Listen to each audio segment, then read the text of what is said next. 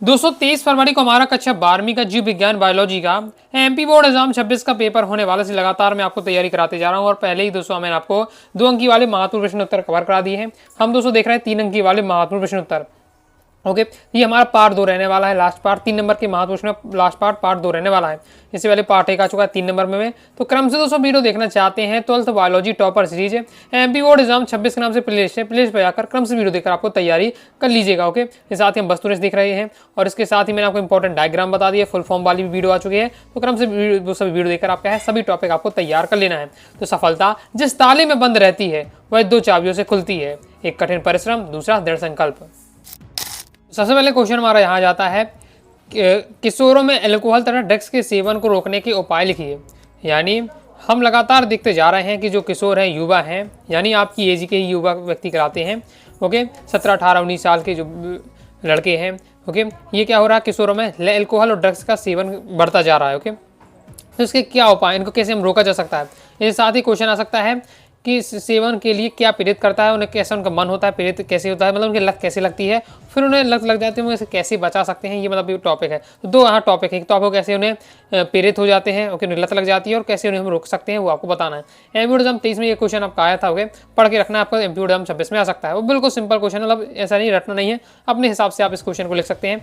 पहला हम देखेंगे कि किशोरों में अल्कोहल ड्रग्स का प्रयोग हेतु प्रेरित करने वाली परिस्थितियां कौन कौन सी हैं, मतलब जिसके किन के कारण उन्हें लत लग जाती है। जैसे अभी मान लीजिए आप अभी नहीं पीते हैं लेकिन कुछ दिन में पीने लगे, तो इसका क्या कारण होगा कि आप पीने लगते हैं। समझ सकते हैं। तो पहला, मित्रों साथियों के अनुचित दबाव। मित्र हैं जो आपके साथी हैं, मान लीजिए कि 4 दोस्त हैं, 4 में से चारों एकदम घनिष्ठ दोस्त हैं, जिसमें से क्या है 3 तो पी रहे हैं आपके, एक आप नहीं पी रहे हैं। ओके, तो फिर वो आपको मित्रता के कारण दबाव देंगे, अरे यार भाई मेरे दोस्त हो यार, तो यार पी के दिखा दो आज। ओके, इस प्रकार से। ओके, तो और जिस दोस्ती में गलत आदतें सिखाई जाए वो दोस्ती आपकी है ही नहीं। ओके, मुश्किलों असफलता से जूझने की अक्षमता, जिम्मेदारी से पलायन होना। लोग क्या हो जाते हैं, अगर क्या है मुश्किलों से, क्योंकि जीवन में विभिन्न प्रकार की आप जानते हैं लगातार समस्याएं आती रहती हैं, तो हम क्या है अपनी समस्याएं अपनी जिम्मेदारियों से क्या है हमें ज़्यादा भारी लगने लगती हैं, तो हम उसको कम करने के उद्देश्य से इसका उपयोग करने लगते हैं। पारिवारिक मुश्किलें, माता पिता अभिभावक के उचित मार्गदर्शन का अभाव। अगर माता पिता के ने आपको उचित मार्गदर्शन नहीं किया, अभिभावकों ने मार्गदर्शन नहीं किया, तो ओके, या संस्कारों की कमी है, तो भी ये लोग इन सब का उपयोग करने लगते हैं। शैक्षणिक व अन्य क्षेत्रों में लगातार उत्कृष्ट प्रदर्शन का दबाव, अन्य व्यक्तियों के सहपाठियों की से तुलना हो, यानी कि हम लगातार अपनी तुलना दूसरों से कर रहे हैं। ओके, लगातार अपनी तुलना दूसरों से कर रहे, दिख रहे दूसरे व्यक्ति इतना अच्छा कर रहा है, हम नहीं कर पा रहे हैं। तो इस पर इस मानसिकता में हमें क्या करना चाहिए, और मेहनत करनी चाहिए और प्रयास करना चाहिए सफल होने का, लेकिन उल्टा हम करने लगते हैं इन चीज़ों का सहारा लेकर क्या है हम, इससे हमारा क्या दुख दर्द कम हो जाएगा। ओके, नेक्स्ट देख लेते हैं। और इसी बार से दिया है जिज्ञासा, कुछ नया करने का, मतलब कुछ लोगों की इच्छा होती है कि यार इसका टेस्ट कैसा होगा, एक बार पी के देखते हैं। ओके, इस प्रकार से। तो ये इच्छा या जोखिम उठाने की प्रवृत्ति, किसी रोल मॉडल की नकल करना, रोल मॉडल की नकल करना, या फिल्मों में देखते हैं, इसका एक नॉर्मल सी बात है। ऐसा ये आजकल लोग अल्कोहल का से सेवन करते हैं फिल्मों में, जैसे कोई पानी पी रहे हैं नॉर्मल। ओके, तो या जूस पी रहे हैं कोई अच्छा सा, तो इस प्रकार से चलता है, तो लोग उस हीरो की नकल करने का प्रयास करते हैं इस प्रकार से। तो ये सब बातें बताई जाने, तो ये आप समझ होंगे पढ़ते ही। इससे बचने के उपाय क्या हैं, बचने के उपाय हैं कि साथियों की भावनात्मक ब्लैकमेल, अनुचित दबाव को स्पष्ट ना कह दीजिए। अगर आपका दोस्त यार आपको कह रहा है कि भाई मेरे दोस्तों तो पीकर दिखा दो एक बार, तो आपको तुरंत क्या है कह देना है, जो आपको दबाव डाला जा रहा है पीने के लिए, तो आपको मना कर देना है। ओके, फिर ऊर्जा को रचनात्मक सकारात्मक कार्यों में लगाना है। असफलता परेशानी जीवन का अंग है, इससे जूझना सीखना है, इससे दबना या पलायन नहीं होना है। ओके, तो ये आपको बताया जा रहा है, तैयार आपको अच्छे से कर लीजिएगा, सिंपल है। नेक्स्ट हम क्वेश्चन की दोस्तों बात करते हैं। क्वेश्चन है प्रतिरक्षी पदार्थ की सचेत वर्णन कीजिए। एमपी बोर्ड एग्जाम 20 में आता है, एमपी बोर्ड एग्जाम अभी आपका 25 में आता है। उस समय मैंने बहुत अच्छे से फोकस के साथ विद्यार्थियों को बताया था, क्योंकि मैंने बताया था हाई चांस है, और अच्छे से मैंने इसको कॉपी में पूरा डायग्राम बना तैयार करके भी दिखाया भी था। लेकिन इस बार कहूँगा कि आपका 2025 में आ चुका है, तो बिल्कुल भी चांस नहीं कि आपका क्वेश्चन पूछ लिया जाए। फिर भी आप इसी थ्योरी आप देख सकते हैं इस बार से दिए हुए है। ओके, फिर भी आपको अगर सॉल्यूशन आपको पढ़ना है प्रतिरक्षी पदार्थ के बारे में, एंटीबॉडी के बारे में, तो ये आपकी रहने वाला है। ओके, इसके बारे में मैंने आपकी रहती संरचना के बारे में पूछा है। तो संरचना इसकी वाई आकार की होती है, और प्रत्येक प्रतिरक्षी अणु 4 पॉलीपेप्टाइड श्रृंखलाओं से मिलकर बनी होती है, जिसमें 2 श्रृंखलाएं भारी होती है तथा 2 हल्की होती है। मतलब सिंपल लैंग्वेज में दिया हुआ है, लेकिन ये क्वेश्चन आप आने के कम चांस है आपके। ये क्वेश्चन आने कम चांस है, क्योंकि अभी आपका बोर्ड एग्जाम में आ चुका है, तो रिपीट होने के कम चांस है। ओके, लेकिन नॉर्मल तरीके से बस एक बार आपको पढ़ के रखना है किस तरीके से क्या संरचना होती है, और एक बार डायग्राम इसका बना लीजिए। ओके, मतलब ज़्यादा फोकस के साथ नॉर्मल आपको पढ़ के रखना है। ओके, तो आगे देख लेते हैं। नेक्स्ट हमारा इंपॉर्टेंट रहने वाला, इसके आने के हाई चांस रहने वाले हैं। ओके, कि प्लाज्मोडियम के जीवन चक्र चित्र से समझाइए। 2020 के एमपी बोर्ड एग्जाम में आ चुका है, एमपी बोर्ड एग्जाम 2024 में आ चुका है। ओके, तो मैन दोस्तों आपका क्वेश्चन दोस्तों आपका इस प्रकार से पूछा गया था, जैसे 2022 में क्वेश्चन आया था मलेरिया परजीवी के जीवन चक्र का आरेखी निरूपण, यानी आपको यहाँ आरेखी निरूपण करना था। तो इस प्रकार से इसको आपको प्रैक्टिस करना है, यहाँ डायग्राम भी बनाना है और उसके बारे में भी हर स्टेज को आपको थोड़ा समझाते भी जाना है। तो यहाँ आपको देखना है किस तरीके से ये चक्र चल रहा है, यहाँ गया इस तरीके से चक्र, और एक चीज़ को आपको समझ लीजिएगा। थोड़ा सा डायग्राम आपके सिंपल भी यहाँ दिया है, थ्योरी एक बार समझ लीजिएगा। तो ये आपको ना प्लाज्मोडियम का जीवन चक्र कहें या मलेरिया परजीवी के जीवन चक्र की बात करें तो इस टाइप का क्वेश्चन है, तो ये आपको सॉल्यूशन यहाँ बताना था। तो इंपॉर्टेंट रहने वाला है आप, क्योंकि अभी आपका 2024 में क्वेश्चन आ चुका है, ओके, 2026 में आपके आने के चांस रहने वाले हैं, तो पढ़ के रखना है। तो हो जाता हमारा कंप्लीट, ओके। इसके बाद नेक्स्ट देख लेते हैं। तो नेक्स्ट आपको बहुत ज़्यादा इंपॉर्टेंट रहने वाला है प्रतिजैविक के 3 लक्षण। यहाँ से आपके 2 क्वेश्चन इंपॉर्टेंट ये रहने वाले, प्रतिजैविक के 3 लक्षण और प्रतिजन के 3 लक्षण। जैसे प्रतिजैविक के लक्षण 2019 में आया, 2022 में आ चुका है, ओके, तो ये आपका आ सकता है। तो प्रतिजैविक के लक्षण आपको तैयार कर लेना है, ओके। समानता प्रतिजैविक यानी एंटीबायोटिक्स, तो समानतः सूक्ष्म जीवों द्वारा उत्पन्न ऐसे पदार्थ जो या तो जीवाणुओं को मार देते हैं या उनकी वृद्धि को संमित कर देते हैं, प्रतिजैविक कहलाते हैं। प्रतिजैविक का पहली बार पॉइंट में तो परिभाषा ही समझाई जा रही है, जो क्या करते हैं, जो सूक्ष्म जीव द्वारा उत्पन्न ऐसे पदार्थ होते हैं जो जीवाणुओं को मार देते हैं या उनकी वृद्धि को संगत कर देते हैं। यानी जिन जीवाणु से हमें क्या रोग होने वाला है उन जीवाणु को मार देंगे या फिर उनकी वृद्धि को रोक देते हैं, जिससे हमें क्या है, हमें बीमारी नहीं हो पाती। प्रतिजैविक का उपयोग जीवाणुजन्य रोगों में ही किया जाता है, विषाणु पर इनका कोई प्रभाव नहीं होता है। उदाहरण के लिए जैसे पेनिसिलिन हो गया, स्ट्रेप्टोमाइसिस हो गया, टेट्रासाइक्लिन हो गया, ये प्रतिजैविक है। तो क्वेश्चन इस बार से भी आ सकता है आपके पेपर में कि प्रतिजैविक क्या है, उदाहरण सहित समझाइए। तो प्रतिजैविक क्या है, तो ये लाइन पहली लाइन में मैंने समझा दिया आपको। ये पहली लाइन है जो उसके प्रतिजैविक का परिभाषा है, वो आपको लिख देना है। उदाहरण आपको तैयार करके रखना है, पेनिसिलिन, स्ट्रेप्टोमाइसिन, टेट्रासाइक्लिन, ये आपके प्रतिजैविक के उदाहरण हैं, ओके। तो ये इस बार से क्वेश्चन आ सकता है, या लक्षण पूछे तो भी आपको इस बार से बता देना है। ये आपके पॉइंट वाइज पॉइंट देखो दिया हुआ है, ओके। पहली एंटीबायोटिक पेनिसिलिन थी, जिसे अलेक्जेंडर फ्लेमिंग ने 1928-29 में पेनिसिलियम निट्रेटम नामक कवक से प्राप्त किया था। तो ये आपको तैयार करके रखना है, ऑब्जेक्ट में यहाँ से क्वेश्चन बन सकता है, ओके। और 2025 में कि अभी आपके क्वेश्चन बना था वो इसी 20 में, कई बार क्या है टॉपिक जो मैं पढ़ा रहा हूँ समझा रहा हूँ उसी के 20 से भी आपके क्या है क्वेश्चन बन सकते हैं, तो यहाँ से क्वेश्चन बनाता होगा। नेक्स्ट है आपको तैयार करना है प्रतिजन के 3 लक्षण। अभी प्रतिजैविक के 3 लक्षण देखें, अब प्रतिजन के 3 लक्षण, ये भी 2022 में क्वेश्चन आया था। 2022 में प्रतिजैविक के लक्षण भी आए थे, प्रतिजन के लक्षण भी आए थे, तो दोनों आपको तैयार करके रखना है और अच्छे समझ के रखिएगा। अगर जैसे मेरी लैंग्वेज आपको डिफिकल्ट लग रही तो आपके नोट्स होंगे या जहाँ से भी आपको इजी लगे वहाँ से पढ़ लीजिएगा। लेकिन जो मैं क्वेश्चन बता रहा हूँ क्योंकि आप कहाँ से पढ़ रहे हैं इससे मतलब नहीं है, लेकिन जो मैं क्वेश्चन आपको बता रहा हूँ उनको आपको जरूर पढ़ के रखिएगा। तो प्रतिजन का शब्द अर्थ होता है प्रतिपिंड उत्पाद करने वाला। प्रतिजन सभी रोगाणुओं सहित सभी प्रकार की कोशिकाओं की सतह पर पाए जाते हैं। रासायनिक रूप से प्रतिजन प्रायः प्रोटीन्स व ग्लाइकोप्रोटीन होते हैं, लेकिन यह विविध रासायनिक प्रकृति के हो सकते हैं। प्रतिजन शरीर में प्रतिरक्षी तंत्र को एंटीबॉडी निर्माण हेतु उत्तेजित करते हैं, पर उनके बारे में दिया हुआ है, तो प्रतिजन को अच्छे तैयार कर लीजिएगा, ओके। मैंने थ्योरी में आपको दे दिया, चाहे तो आप पॉइंट वाइज पॉइंट भी आपको है कन्वर्ट करके लिख सकते हैं। ये कंप्लीट हो जाता है। नेक्स्ट दूसरा आपको पढ़ के रखना है, निम्नलिखित रोगों का संचरण कैसे होता है। अमीबता है, मलेरिया है, एक्सलीरा है और न्यूमोनिया है। इनका संचरण किस प्रकार से होता है वो एक बार पढ़ के आपको रखना है। एनसीईआरटी बुक में आपको ये क्वेश्चन है, ओके, तो पढ़ के आपको रखना है, क्योंकि एनसीईआरटी बुक के अगर क्वेश्चन आते हैं तो भी आपसे बन जाने चाहिए। और नेक्स्ट आपको देखना है सामान्य कोशिका और कैंसर कोशिकाओं में अंतर। एक बार नॉर्मल तरह से पढ़िएगा, ज़्यादा डिफिकल्ट नहीं रहने वाला है। सामान्य कोशिका है और नॉर्मल कोशिकाओं में क्या अंतर होता है, तो इसको भी आपको देख कर रखना है। और ज़्यादा नहीं, केवल आपको क्या है 3 से 4 पॉइंट पढ़ के रखिएगा। नेक्स्ट क्वेश्चन है बाह्य मल से आप क्या समझते हैं। बाह्य मल हमारे लिए किस प्रकार से हानिप्रद है। तो पहले आप समझिए बाह्य मल क्या है। एम्फोरिज्म 20 में क्वेश्चन आ चुका है। तो म्यूनिसिपल अपशिष्ट जल पदार्थ अर्थात नगर व शहरों में दैनिक कार्यों के बाद का व्यर्थ जल, जिसमें मानव मल मूत्र प्रमुख घटक होता है। बाह्य मल यानी कार्यों के बाद का कुल 0.1% अशुद्धियों के कारण बाह्य मल मनुष्य के उपयोग के लिए नहीं रह जाता है। तो बाह्य मल समझ गए हैं क्या कहलाता है। जो हमारे घरों से कार्यों के बाद जो गंदा पानी निकलता है, जिसमें आप क्या है मलमूत्र तक भी शामिल रहता है, तो वो कहलाता है आपका है बाह्य मल। अब यहाँ से पूछा जा रहा है बाह्य मल हमारे लिए किस प्रकार से हानिप्रद है। ओके, अब यहाँ इसके साथ ये समझाया बाह्य मल में निम्न प्रकार की अशुद्धियाँ पाई जाती हैं। बाह्य मल में कौन कौन सी अशुद्धियाँ हैं तो वो भी यहाँ बताई जा रही हैं। तो निम्नलिखित अशुद्धियाँ पाई जाती हैं, जैसे निम्नलिखित ठोस में, लंबित ठोस में कोलाइडेड पदार्थ, विलेय पदार्थ, ये सब पाए जाते हैं। मैंने आपको बस बाह्य मल में इतना तैयार कर रखना है कि अपशिष्ट जल अर्थात नगर व शहरों में दैनिक कार्यों के बाद जो व्यर्थ जल होता है, जिसमें मानव का मलमूत्र भी शामिल रहता है, वो वाहित मल कहलाता है। हानिप्रद क्यों? गंदा पानी, तो ये हानिप्रद किस प्रकार से है? तो गंदा पानी तो हानिप्रद होगा ही। किस प्रकार से आपको लिखना है कि मानव मल की उपस्थिति के कारण यह अनेक प्रकार के रोग जनकों के स्रोत होता है। पीने के पानी की पाइप का सीवेज द्वारा संदूषित होने से जल जन्य रोगों खतरा हो जाता है।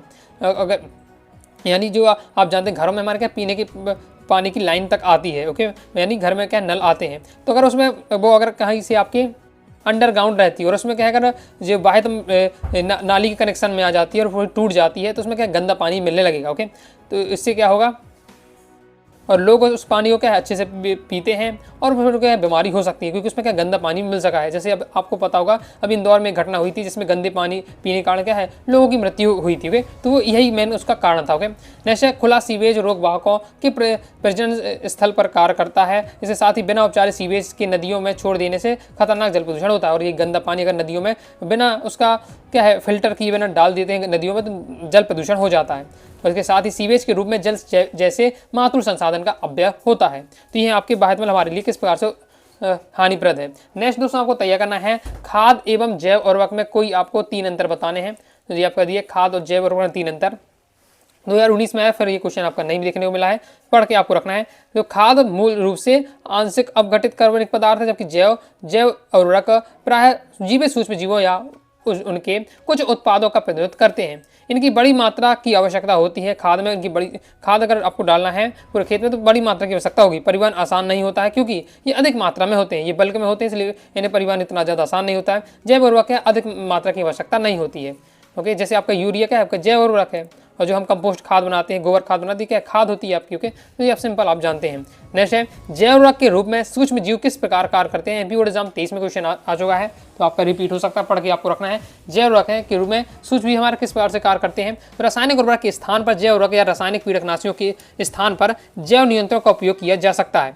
जैव उर्वरक तथा जैव नियंत्रण जैविक खेती का अभिन्न हिस्सा है तथा पारिस्थितिक मित्र सूक्ष्म जीव जैव उर्वरक के रूप में किस प्रकार से प्रयोग होता है। जैव उर्वरक के रूप में किस प्रकार से उपयोग होता है, इस प्रकार से सूक्ष्म जीव कार्य करते हैं, वो पॉइंट वाइज पॉइंट दिया है, तो आपको एक बार पढ़ के रखना है, ओके। जैसे साइनोबैक्टीरिया के बारे में दिया हुआ है, ल्यूमिनस पौधों के किस प्रकार से काम करता है, तो इनको आपको नाम पढ़ के रखना है, उनका उपयोग एक बार दिया हुआ है, ओके। तो ये लिए नेक्स्ट गोबर गैस क्या होती है। तो गोबर गैस क्या है, वायु गैस, मीथेन या गोबर गैस मवेशियों का उत्सर्जन पदार्थ को कम ताप पर डाइजेस्टर में चलाकर माइक्रोब उत्पन्न करने में प्राप्त किया जाता है। गोबर गैस को एक अति उत्तम ईंधन माना जाता है क्योंकि इसमें लगभग 60 से 80% मीथेन गैस पाई जाती है। यह गैस में तापन क्षमता ज़्यादा उच्च होती है। गोबर गैस का उपयोग प्रकाश स्रोत के रूप में किया जाता है। गोबर गैस का उपयोग सिंचाई पंप में ईंधन के रूप में किया जाता है। नेक्स्ट आपको तय करना है व्यावसायिक उपयोग में आने वाली 3 सूक्ष्म जीवों की आपको नाम बताना है और उनके उपयोग बनाना है। तो आपको क्या करना है, 3 सूक्ष्म जीवों के नाम तैयार कर लेना है और उनके उपयोग तैयार कर लेना है। तो यहाँ क्रम से आपका दिया हुआ है, तो इसे अच्छे से आपको तैयार कर लेना है। और बताया जा रहा है कि पहले सूक्ष्म जीवों का उपयोग किसमें किया जाता है, औद्योगिक उत्पादन में, जैसे कार्बनिक एंजाइम, जैव सक्रिय अणु, ऊर्जा स्रोत, एथेनॉल, शराब, बेकरी, डेयरी उद्योग और आपका औषधि निर्माण में किया जाता है। सिट्रिक अम्ल का उत्पादन स्पर्जिलिस नाइजर नामक कवक से होता है। एस्टिक अम्ल का उत्पादन एसिटोबैक्टर एस्टिक जीवाणु से एवं लैक्टिक अम्ल का उत्पादन लैक्टोबैसिलस तथा ब्यूटरिक अम्ल का उत्पादन कास्टियम ब्यूटराइस नामक जीवाणु से होता है। उनको बताया जा रहा है 3 सूक्ष्म जीव के नाम भी दिए हैं, उनके उपयोग भी दिए हुए हैं, तो इसे अच्छे से आपको तैयार करके रखिएगा। नेक्स्ट क्वेश्चन आपको तैयार करके रखना है जैविक कीटनाशियों और रासायनिक कीटनाशियों में अंतर। एमपीबोर्ड एग्जाम 24 में क्वेश्चन आ चुका है, तो आपका रिपीट हो सकता है। बिल्कुल सिंपल दिया हुआ है आपका आंसर, आसान क्वेश्चन है, तैयार कर लीजिएगा। तो जैविक कीटनाशी होते हैं, जैविक जो कीटनाशी होते हैं काफ़ी सस्ते होते हैं, जबकि रासायनिक जो कीटनाशी होते हैं ये क्या महंगे होते हैं। तो जैविक कीटनाशी ये पदार्थ को, ये पर्यावरण को क्या है संदूषित नहीं करते हैं, जबकि रासायनिक है आपके, रासायनिक कीटनाशी क्या है प्रदूषणकारी होते हैं और ये कीटों को केवल लक्ष्य जातियों को ही नुकसान पहुंचाते हैं। जैविक कीटनाशी में, रासायनिक कीटनाशी में ये सभी प्रकार के कीटों को नष्ट कर देते हैं। जैविक कीटनाशी क्या है, जो हमारे हमारी फसलों के लिए खतरनाक है जीव, उन्हीं को ही नष्ट करते हैं। जबकि रासायनिक कीटनाशी कुछ ऐसे जीव होते हैं जो अच्छे भी होते हैं फसल के लिए, उन्हें भी खत्म कर दे, खराब को तो खत्म करेंगे, साथ ही अच्छे जो जीव कीट होते हैं उन्हें भी ये समाप्त कर देते हैं, ये रहता है। तो इस क्रम से दिया हुआ जैविक कीटनाशी और रासायनिक कीटनाशी में अंतर तैयार आपको करके रखना है। नेक्स्ट वायु संयंत्र का नामांकित चित्र आपको तैयार करके रखिएगा, प्रीवियस ईयर में आ चुका है 2024 में, तो पढ़ के आपको रखिएगा, प्रैक्टिस करके जरूर रखना है। नेक्स्ट देख लेते हैं। नेक्स्ट हमारा जो पारितंत्र वाले अध्याय है इससे भी अब इससे आपका 3 नंबर क्वेश्चन अभी बन रहा है। ओके, पहले 4 नंबर का क्वेश्चन आता था, तो मैं टॉपिक बताऊँ कौन कौन से आपको यहाँ पढ़ के रखना है। तो अपघटन क्या है, अपघटन की परिभाषा वो आपको तैयार करके रखना है। एमपीओ एग्जाम 30 में भी क्वेश्चन आपका आ चुका है। तो अपघटन के बारे में पूरा टॉपिक दिया हुआ है कि अपघटन क्या है, सूक्ष्मजीव द्वारा मृतक कार्बनिक पदार्थ के जटिल यौगिक का विघटन कर सरल अकार्बनिक पदार्थ में बदलना अपघटन कहलाता है। अपघटन एक अपचयी क्रिया है तथा इसमें ऊर्जा मुक्त होती है। ये दिया हुआ है आपका अपघटन क्या है। तो उसके बारे में पूरा आपको अच्छे तैयार कर लीजिएगा। नेक्स्ट हमारा पोषण स्तर क्या है। नेक्स्ट आपको तैयार रखना है पोषण स्तर क्या है, समझाइए। इंपॉर्टेंट आपका रहने वाला है। पोषण स्तर से संबंधित आपको क्वेश्चन पूछा जा सकता है, तो हाई इंपॉर्टेंट आपका रहने वाला, तो ये आपको तैयार करके रखिएगा। और नेक्स्ट ऊर्जा का पिरामिड सदैव सीधा क्यों होता है। तो ऊर्जा का पिरामिड, ऊर्जा का आदर्श पिरामिड से संबंधित क्वेश्चन भी आपका एमपी बोर्ड एग्जाम 25 में आ चुका है, तो उसके अभी कम चांस रहेंगे क्योंकि 24 में आ चुका है, 25 में। ओके, पढ़ के आपको रखना है क्योंकि ये भी आपका रिपीट हो सकता है। इस पर से डायरेक्ट क्वेश्चन पूछा जाएगा। ऊर्जा का पिरामिड सदैव सीधा होता है क्यों, स्पष्ट करना है इस बात को। तो ये आप देख लीजिए, बिल्कुल सिंपल लैंग्वेज में दिया हुआ है। जिस तरीके से एग्जाम लिखना है उस हिसाब से यहाँ दिया हुआ है। फिर आपको इस तरीके से चित्र बनाना, बिल्कुल सिंपल डायग्राम में। नीचे उत्पादक रहते, फिर प्राथमिक उपभोक्ता आते, फिर द्वितीय उपभोक्ता, फिर लास्ट में तृतीय उपभोक्ता। ओके, इस प्रकार से ये हो जाता है कंप्लीट। फिर इसके बाद आपको खाद्य श्रृंखला और खाद्य जाल में अंतर तैयार करना है। एमपी बोर्ड 19 में आ चुका है, 22 में क्वेश्चन आ चुका है, तो ये आपको अच्छे से तैयार करके रखिएगा। खाद्य श्रृंखला और खाद्य जाल में अंतर, ये क्रम से आपके पॉइंट दिए हुए हैं। ओके, अगर आपके पास पूछा जाए खाद्य श्रृंखला के बारे में बताइए, तो अगर ये अंतर आपने तैयार कर ली, जो पॉइंट आपके ये हैं वो आपको खाद्य श्रृंखला में लिख देना है। पूछा जाए खाद्य जाल में अंतर बताइए, तो ये पॉइंट आप पूछे जाए, ये पॉइंट है जो खाद्य जाल वाले, तो खाद्य जाल में के अगर आपसे टिप्पणी में आ जाती है तो फिर आपको ये पॉइंट लिख दीजिएगा। बाकी अंतर पूछा जाए तो इस प्रकार से आपको तैयार करके रखिएगा। इसके बाद नेक्स्ट उत्पादक, उपभोक्ता और अपघटन के बारे में आपको बताना है। एमपी बोर्ड एग्जाम 22 में क्वेश्चन आ चुका है, तो आपका ये रिपीट हो सकता है, 26 में आ सकता है। और सिंपल आपका रहता है उपभोक्ता क्या है, उपभोक्ता क्या है, आपके उत्पादक क्या है, फिर उपभोक्ता क्या है और अपघटक क्या रहते हैं। तो उत्पादक दिए हुए, उत्पादक में केवल एक ही आते हैं, कौन कहलाते हैं, उत्पादक कहलाते हैं हमारे जो पारितंत्र के हरे भरे जो पेड़ पौधे हैं, ये उत्पादक कहलाते हैं। ओके, तो उत्पादक कहलाते हैं, उपभोक्ता कहलाते हैं। उपभोक्ता के बारे में दिया हुआ है जो क्या है, जो उत्पादक का, तो जो पारितंत्र में विषमपोषी घटक उपभोक्ता के रूप में पाया जाता है। इसमें वह जीव सम्मिलित किए गए हैं जो स्वयं अपना भोजन बनाने में सक्षम होते हैं तथा प्रत्यक्ष परोक्ष रूप से पादपों द्वारा बना भोजन ग्रहण करते हैं। अब इसमें भी आपके दो प्रकार के जंतु उपभोक्ता होते हैं और अपघटक होते हैं। जंतु उपभोक्ता में प्राथमिक उपभोक्ता, द्वितीय उपभोक्ता, तृतीय उपभोक्ता होते हैं, और फिर आपका दिया है अपघटक होते हैं। अब जैसे आप इन सबके बारे में नॉर्मल तरीके से अगर आपने ये चैप्टर पढ़ा है तो उन सबके बारे में आप जानते हैं, आसानी से आप लिख सकते हैं। तो ये हमारा हो जाता है कंप्लीट। इसके बाद नेक्स्ट देख लेते हैं। तीनों चीज़ों को आपको बताना था, उत्पादक भी हमने बता दिया, उपभोक्ता के बारे में बता दिया और यहाँ घटक के बारे में बता दिया। नेक्स्ट बहुत ज़्यादा इंपॉर्टेंट, हाई चांसेस के आने के, पारिस्थितिक पिरामिड क्या है, ये कितने प्रकार के होते हैं समझाइए। पूरे 19 में आए, 22 में आए, तो आपका आ सकता है क्वेश्चन। ओके, क्योंकि अभी लंबे समय से क्वेश्चन नहीं आया है, तो पारिस्थितिक पिरामिड के बारे में जरूर पढ़ के रखिए, यहाँ से संबंधित क्वेश्चन आपका बन सकता है। ये पारिस्थितिक पिरामिड के बारे में दिया हुआ है। ओके, जैसे यहाँ की लैंग्वेज आपको डिफिकल्ट लग रही है, अगर आपने टीचर ने नोट्स में आपकी कोचिंग के टीचर ने आपको बताया है और आपके अलग हिसाब से नोट्स बने हैं, पढ़ के रखिएगा। लेकिन अपने हिसाब से आप इसका आंसर तैयार कर सकते हैं, लेकिन जो मैं आपको क्वेश्चन बताए हैं वो दोस्तों आपको जरूर तैयार करके रखना है। इसके बाद ये आपका दिया हुआ है। फिर नेक्स्ट है तालाब के पारितंत्र का वर्णन कीजिए। अब तालाब के पारितंत्र का वर्णन एमपी बोर्ड एग्जाम 23 में क्वेश्चन आ चुका है, तो इसे आपको अच्छे से तैयार कर लीजिएगा। ये तालाब के पारितंत्र का वर्णन। ओके, ये तालाब के पारितंत्र के बारे में दिया, उत्पादक, उपभोक्ता और अपघटक। इसके बारे में आपका ये दिया हुआ है इसका डायग्राम। नेक्स्ट है आपका खाद्य श्रृंखला का वर्णन कीजिए। एमपी बोर्ड एग्जाम 20 में क्वेश्चन आ चुका है, खाद्य श्रृंखला का वर्णन। खाद्य श्रृंखला क्या होता है इसको अच्छे से समझ के रखिएगा, इंपॉर्टेंट आपका रहने वाला है। जैसे वैसे भी आपने खाद्य श्रृंखला और खाद्य जाल में अंतर तैयार कर लीजिएगा, तो खाद्य श्रृंखला के पॉइंट है वो समझा है वो आपको लिख देना है। खाद्य जाल का भी हमने देखा है, तो खाद्य जाल का वर्णन आता है, तो खाद्य जाल के बारे में बता सकते हैं। बाकी दोस्तों इसके आगे आपका सॉल्यूशन ये दिया हुआ है, तो तैयार कर लीजिएगा। ओके, अब यहाँ कुछ तो लॉन्ग टाइप के आपको ज़्यादा सॉल्यूशन दिख रहे होंगे, तो इसलिए है क्योंकि ये जो क्वेश्चन है ये आपके 4 नंबर के क्वेश्चन पूछ लिए जाते हैं। जैसे पहले जो आपका पारिस्थितिक पिरामिड क्या है, कितने प्रकार की होती है, क्वेश्चन आपका लॉन्ग में आता था। ओके, तो उसी हिसाब से यहाँ आंसर दिया हुआ है। बाकी शॉर्ट में 3 नंबर में आता था, उससे थोड़ा आपका शॉर्ट करके लिख सकते हैं। बाकी थोड़ा आपको लॉन्ग ही टाइम में तैयार करके रखना, क्योंकि यहाँ से 4 नंबर का भी आ सकता है क्वेश्चन। तो आइए दोस्तों, आपको वीडियो से लाइक करें, सब्सक्राइब कर दीजिए, साथ ही टाइम चाहे व्हाट्सएप को ज्वाइन कर लीजिएगा। डाउट आता है कौन से आप जरूर पूछ लीजिएगा। मिलते हैं नेक्स्ट वीडियो में, तब तक के लिए बाय बाय।